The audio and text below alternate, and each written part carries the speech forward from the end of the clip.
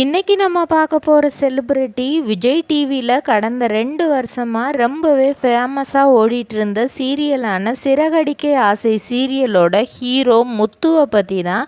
இவங்கள பற்றின full details தெரிஞ்சுக்கிறதுக்கு முன்னாடி சேனலை சப்ஸ்கிரைப் பண்ணாதவங்க மறக்காமல் சப்ஸ்கிரைப் பண்ணிக்கோங்க. அப்போ தான் நாங்கள் போடுற வீடியோஸ் உங்களுக்கு நோட்டிஃபிகேஷனாக வரும். வாங்க வீடியோக்குள்ளே போகலாம். முத்துவோட உண்மையான பெயர் வெற்றி வசந்த். இவங்களோட அப்பா பெயர் ராதாகிருஷ்ணன். இவங்க விருதுநகர் மாவட்டத்தில் உள்ள அயன் கரிசல் குளம் அப்படிங்கிற ஒரு சின்ன கிராமத்தில் தான் 1995 மார்ச் மாதம் 20 பிறந்திருக்கிறாங்க. கிட்டத்தட்ட அந்த கிராமத்தில் மொத்த பாப்புலேஷன் அப்படின்னு பார்த்தாலே ஒரு 6000 பேர் தான் இருப்பாங்களாம். அந்த இடத்துல வளர்ந்த ராதாகிருஷ்ணன் அவர்கள் நல்லா படித்து deputy director of health service, Virudhunagar மாவட்டத்துக்கே டெப்புட்டி டைரக்டராக இருந்திருக்காங்க. அதாவது சுகாதாரத்துறையில் இருக்கிற பெரிய ஆஃபீஸராக இருந்திருக்கிறாங்க. அது மட்டும் இல்லாமல் 2014 டிஸ்ட்ரிக்ட் என்டமாலஜிஸ்ட், அதாவது பூச்சிகளின் நிபுணர் அப்படின்னு சொல்லுவாங்க, அந்த பதவியிலையும் இருந்திருக்கிறாரு. நல்ல ஒரு அரசு பணி தான். அதனால் தன்னோட பிள்ளைகளான 2 பேரும், அதாவது வெற்றி வசந்தும் அவங்களோட தங்கச்சி விக்னேஸ்வரி ராதா அப்படின்னு 2 பேர் அவங்களுக்கு இருக்குது.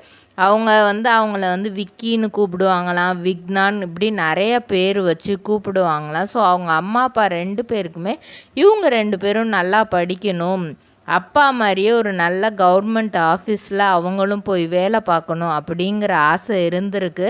அவருக்குமே அந்த ஆசை ஸ்டார்டிங்கில் இருந்தே இருந்திருக்கு. நாடார் சரஸ்வதி ஹையர் செகண்டரி ஸ்கூலில் படிக்கிறாரு.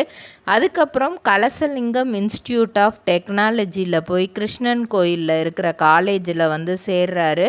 நல்லா படிக்கிறாரு. படித்து முடிச்சுட்டு Max IT global solution private லிமிட்டடில் தான் வேலை பார்க்குறாரு.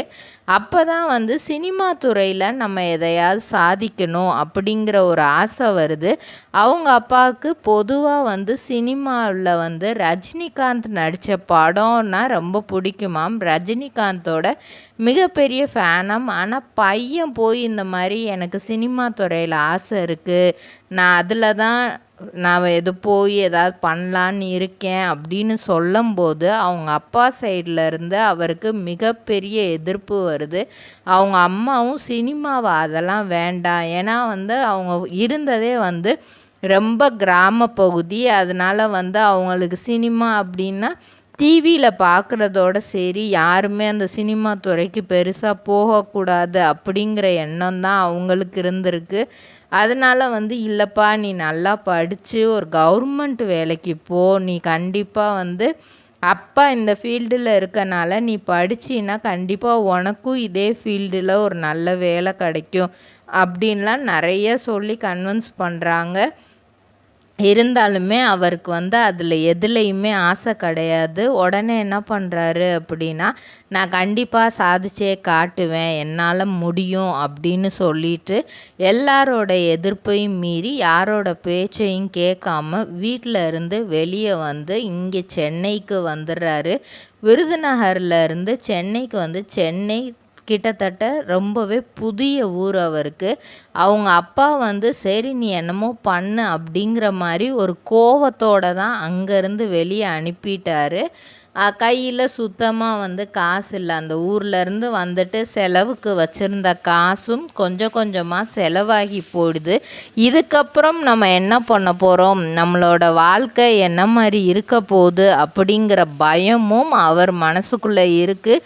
இருந்தாலும் இங்கேருந்து ரிட்டன் போகும்போது கண்டிப்பாக எதையும் சாதிக்காமல் ஊருக்கு மட்டும் போயிடக்கூடாது. நம்ம குடும்பத்துக்கும் அது அசிங்கம். அது மட்டும் இல்லாமல் சொந்தக்காரவங்க முன்னாடியும் அது ரொம்பவே கேவலமாயிரும். நம்ம சினிமாவில் சாதிக்கணும்னு வந்துட்டோம், எப்படியாவது அதை அடைஞ்சே தீரணும் அப்படிங்கிற மாதிரி யோசித்து நிறைய விஷயங்கள் பண்ணுறாரு. அசிஸ்டண்ட் டைரக்டராக இருக்கார். சும்மா சின்ன சின்ன படத்துக்கு போய் அசிஸ்டண்ட் டைரக்டரெல்லாம் இருக்கார்.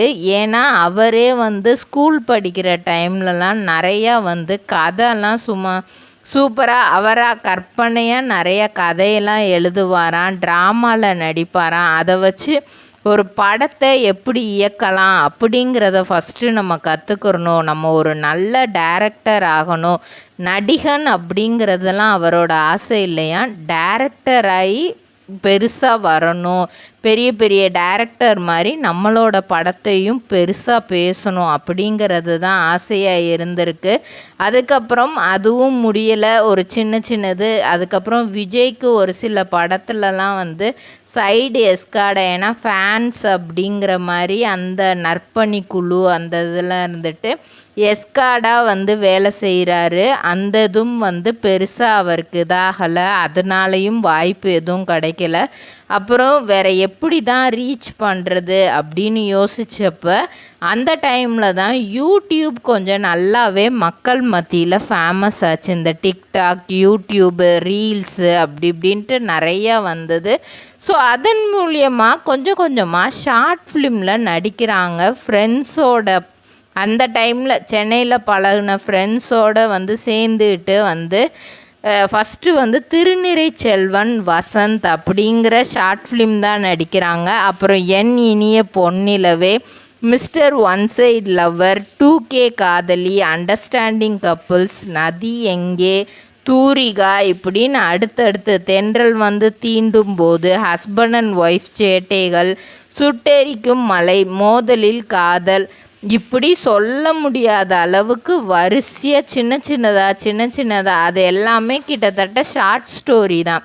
அது ஒரு அரை மணி நேரத்தில் இருந்து 40 நிமிஷத்துக்குள்ளே முடிஞ்சிடும். ஆனால் கொஞ்சம் ஃபேன்ஸ் ஃபாலோயிங் அதிகமாச்சு. சரி, இவர் தான் வெற்றி வசந்த் அப்படின்னு தெரிகிற அளவுக்கு ஆச்சு. அதுக்கப்புறம் வந்து மேரேஜ் ஸ்டோரி, சக்தி லீலாவதி அப்படின்ட்டு இது ஒரு 7 எபிசோடாக.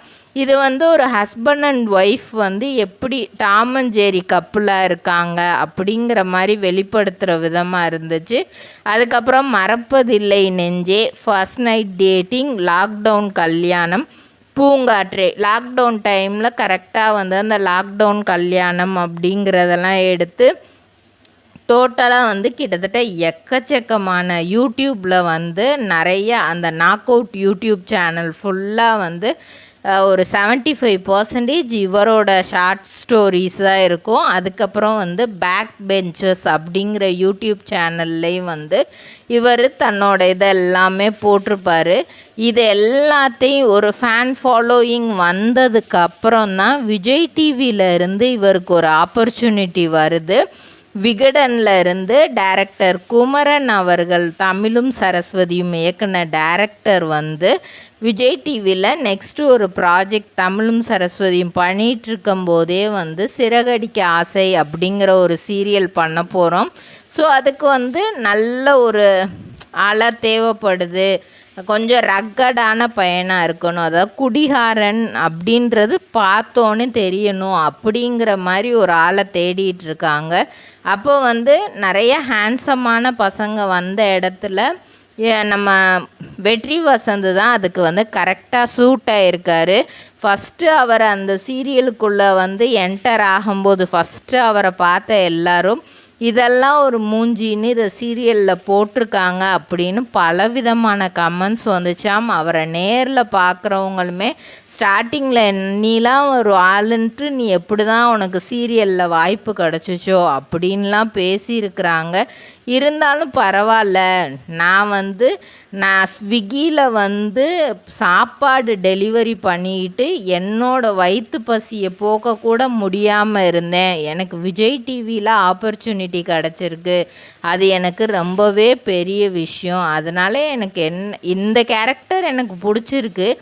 நான் தண்ணி அடிக்க மாட்டேன், ஆனால் அப்படி ஒரு கேரக்டர் வந்திருக்குங்கும்போது அதை நான் தாராளமாக எடுத்து பண்ணுவேன் அப்படிங்கிற மாதிரி சொல்லியிருக்காரு.